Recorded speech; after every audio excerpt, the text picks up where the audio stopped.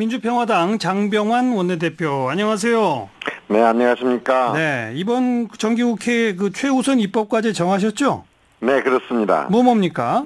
네, 지난 금토 양일간 저희들이 국회의원 워크숍을 가지면서 이번 정기국회 때 처리해야 할 저희들이 중점 정책 방향 5가지를 선정을 했는데요. 5가지? 저희는 3가지만 딱 말씀해 주시면 돼요. 그럼 그중에서 3가지만 말씀드린다면 예. 우선 정치 개혁을 위해서는 반드시 선거구 제도가 개편돼야 하기 때문에 예. 이번 정기국회에서 공직선거법을 반드시 개정해야 하겠다고 생각을 하고 있습니다. 예. 또한 현재 이 국민들이 매우 경제 때문에 고생을 많이 하고 계시기 때문에 그렇죠. 민생을 챙기고 일자리 창출을 위한 어떤 경제 활성화를 위한 법률들을 좀 저희들이 처리를 해야 하고요. 예. 끝으로 이 한반도 평화 체제의 구축을 제도적으로 뒷받침하기 위한 일에 저희들 중점을 두도록 네. 하였습니다.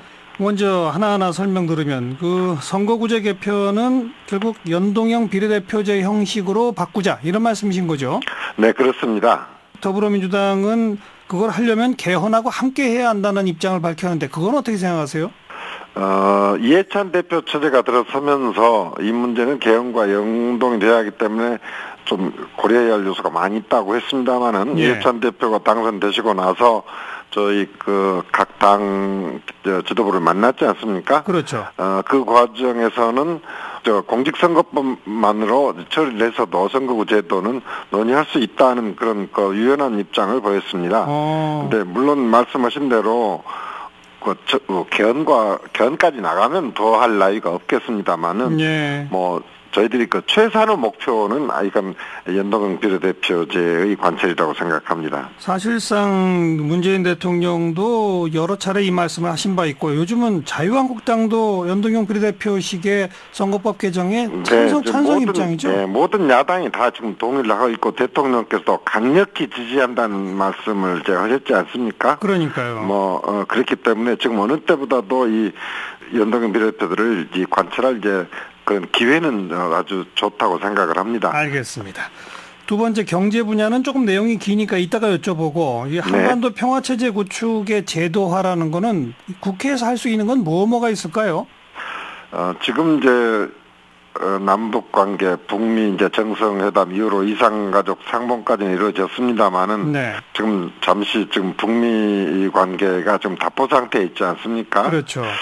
결국 이 북미 간 대화를 타개내는 역할을 지금 우리 정부가 해내야 하는데, 예. 이것을 국회가 뒷받침을 함으로써 우리 입장을 많이 사실은 키워줄 수 있는 그런 시기라고 생각합니다. 예. 따라서 우리가 판문점 선언에 대해서 비준을 하고 국회 비준. 비준을 하는데, 네. 이제 야당에서는 조금 의구심을 갖는 것이 있습니다.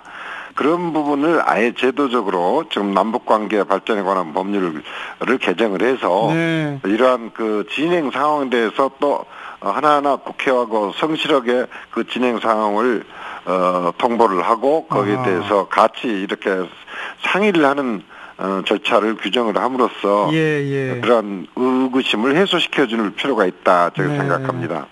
표현은 의구심이라고 하셨습니다만 남북이 협력하는 건건이 국회의 동의를 얻어야 된다면 그게 오히려 정부의 발목을 잡는 거 아닐까요? 비효율적이 될 수 있죠. 그러니까요. 지금 한국당에서는 사실 비핵화의 실질적 진행이 선행되어야 비준에 이렇게 임할 수 있다고 하고 있는데, 그 어떤 면에서는 미국보다도 훨씬 더 강경한 입장이란 말입니다. 그러니까요. 그러나 그것이 예를 들어 동시에 진행이 되더라도 그 진행 상황에 대해서 그걸 꼭 다 일일이 승인이냐 뭐냐 하는 것에 대해서는 좀 더 우리가 협의를 해봐야겠습니다만은, 국회와의 소통을 확실하게 한다는 것을 절차적으로 규정을 하고 이렇게 하는 것이 이 부분을 타개하는 방안이 될 수 있지 않겠냐 생각합니다. 현실적으로 자유한국당이 비핵화 선행을 요구하고 있는 마당에 좀 절충안이라도 국회와의 소통을 좀 제도화해보자 이 말씀이시군요. 그렇습니다. 네.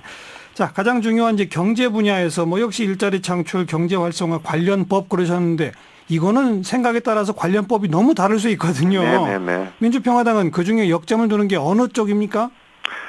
기본적으로 지금 우리 한국 경제가 추세적인 그 하향 그 선에 있다고 생각을 합니다. 예. 그렇기 때문에 사실 일자리를 만들어낸다거나 우리 저소득층의 소득을 올린다거나 하는 일이 사실 굉장히 어려운 과제입니다. 네네. 그렇기 때문에 일자리 하나라도 만들어내는 것은 선이라는 생각을 사실은 저희 각 정당들이 가져야 하고 국민들도 그걸 인정을 해 주셔야 할 것 같습니다. 그래서요. 구체적으로 어떤 법들에서 저희들이 예를 들어서 지금 최저임금이나 근로시간 단축에 따라서 나타나는 저소득 계층의 문제점은 좀 이 제도를 탄력적으로 이렇게 설계를 해서 고쳐 나가고 또 규제 완화와 같은 부분은 참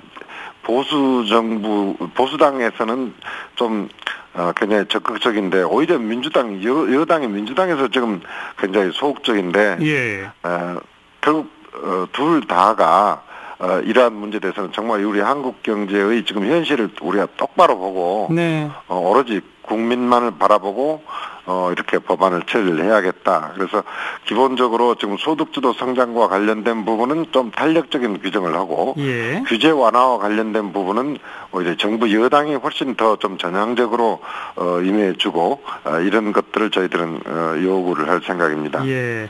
얼마 전에 제가 정동영 그 민주평화당 신임 대표와 인터뷰를 했는데 소득주도 성장 그 방향은 옳다. 양극화 해소를 위한 방향이 옳다. 그런데 거기에 과감한 재벌개혁이 함께해야 효과가 있는데 이게 지금 재벌개혁 부분이 그 제대로 진행이 안 되니까 종합적이지 못하다 이렇게 비판하던데 장병환 원내대표랑 생각이 조금 다르신 것 같아요. 네, 정확하게 재벌개혁 문제를 저희들이 그 지속적으로 개혁 과제로 추진해야죠. 결국 경제 민주화와 관련된 것은 추진해야 하는데 저 역시 이 소득주도 성장의 장기적인 측면에서 방향은 옳다고 생각하는데 문제는 속도가 너무 빠르다고 보니 업종별 그리고 지역별로 예를 들어 최저임금 같은 경우는 시장 임금을 초과하는 사태가 나타나가지고 오히려 그의 폐업의 급증 등 부작용이 나오고 있지 않습니까? 정말 즉 이 정책들이 보호해야 할 대상이 사실 소상공인과 자영업자도 들어가고 그런데 이들이 과속 이제 말하자면 정책 추진으로 인해서 오히려 규제 대상으로 지금 되어버린 상황이 돼 있고 거꾸로 또한 저임금 근로자도 일자리가 줄어드는 부작용이 나타나고 있지 않습니까? 그러니까 업종별로 지역별로 좀 이를 차등 적용을 해야 하는데 지금 시장 임금을 초과하는 최저임금은 사실 최저임금 제도로서의 의미를 조금 일탈한 것이거든요. 그렇기 때문에 오히려 그것이 물가를 올리는 이제 주범이 되고 알겠습니다. 그런 부작용을 이제 시정해야 하는 것이고 경제 민주화하고 이 소득주도 성장하고를 직접 연결시키는 부분은 조금 거리가 있다고 생각됩니다. 현실에 맞게 예컨대 업종별 지역별 차등 적용 등의 탄력적 운영 이게 필요하다는 얘기고 그렇습니다. 그리고 근로시간 단축 문제도 정말 요즘은 다양한 이제 우리가 업종이 있는데 어떤 업종은 수출이 1월 달에 집중되는 그런 산업이 있고. 그러니까 그런데도 탄력적으로 좀 적용하도록 그렇습니다. 하고. 지금 그런 부분이 너무 좀 경직되게 좀 운영되고 있기 때문에 이런 부분들은 사실은 이렇게 완화시켜주고 유연하게 적용을 함으로써 이 근로시간 단축의 기본 추진은 살리되 또 업종별로 그 어려움을 겪는 부분은 해소시켜줘야 지금 경제가 살아날 수가 있다. 그렇군요. 입장입니다. 그리고 규제 완화는 오히려 정부 여당이 조금 더 속도를 내라 이런 말씀이시고. 그렇습니다. 제가 이번 특집의 맨 마지막 질문은 5당의 공이 이런 질문을 드리려고 하는데 민주평화당이 꼭 하고 싶은 법안이라 하더라도 일부 내용을 조금 양보하더라도 남의 당이 꼭 하고 싶어 하는 거 조금 양보받아서 동시 처리 이거 어떻게 생각하세요? 그게 결국 민주정치의 본질이 아닌가 싶습니다. 그런데 국회라는 건 결국 대화와 타협을 통해서 해법을 찾아가는 것인데 지금 각 정당이 정기국회를 임하면서 말로는 협치를 주장을 하고 있습니다만은 이렇게 이제 구체적인 법안이나거나 정책적인 실질적 협치가 작동이 잘 안 되고 있거든요. 그러니까요. 그게 가장 큰 문제이죠. 꼭 이번에는 그렇게 협치의 정신으로 우리 당 꼭 고집만 하진 않겠다 이 말씀이신 거죠? 꼭 약속 지키셔야 됩니다. 네, 그러겠습니다. 네, 고맙습니다. 네, 민주평화당 장병환 원내대표였습니다.